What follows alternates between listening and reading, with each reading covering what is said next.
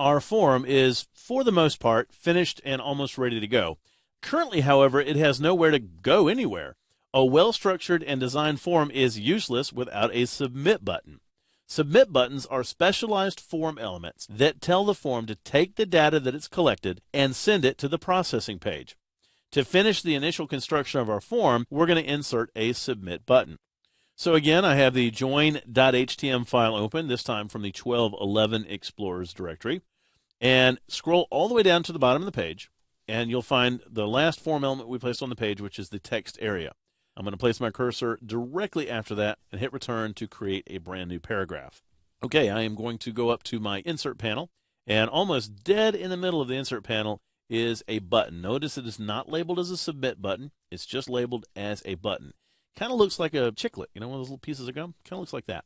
Go ahead and click on that to insert it. And again, our input tag accessibility attributes come up. Well, for ID, I'm going to type in submit. But for this, I don't want any label tag. And look at that. Dreamweaver, it's almost like it can read my mind.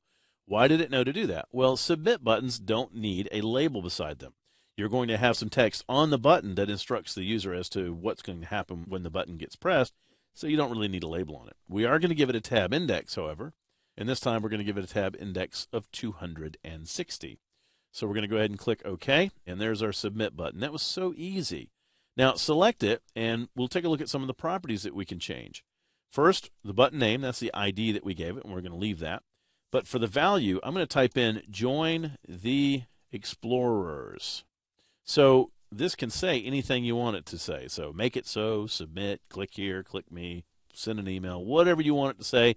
It's a good idea to make it a little descriptive, though. And if you want to put a little oomph into it so people get excited about clicking it, well, there's nothing wrong with that either. Now, you will notice out beside that we have 3 radio buttons that tell this button what it should do. It's submit form, reset form, and none. Submit form does exactly what you think it does. It collects all of the form data that's been filled in that form up to that point, and sends it to either the processing script or the processing page, wherever it's supposed to send that information.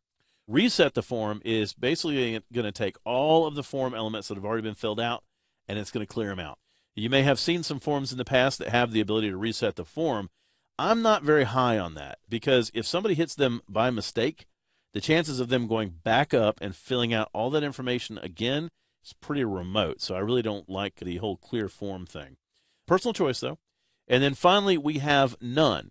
Now, the none option, that may seem kind of strange, but what that does is it simply strips out any default actions on this particular button. That's going to allow you to go in and, through the use of JavaScript or some of the behaviors that Dreamweaver has, assign a different action to that button, such as navigation or something along those lines. So there you go. Our form is almost finished. There are just a few more things to do. We need to give the user the ability to pick a username and a password for the site. And obviously, we need to address the styling of our form, because it is still not a good-looking thing. Although it's functional, it's not even close to being good-looking. But to make it fit the design of our site a little bit better, and to help with the visual usability, which is just as important as the structural usability, we'll use cascading style sheets to restyle our form and form elements, and we'll do that next.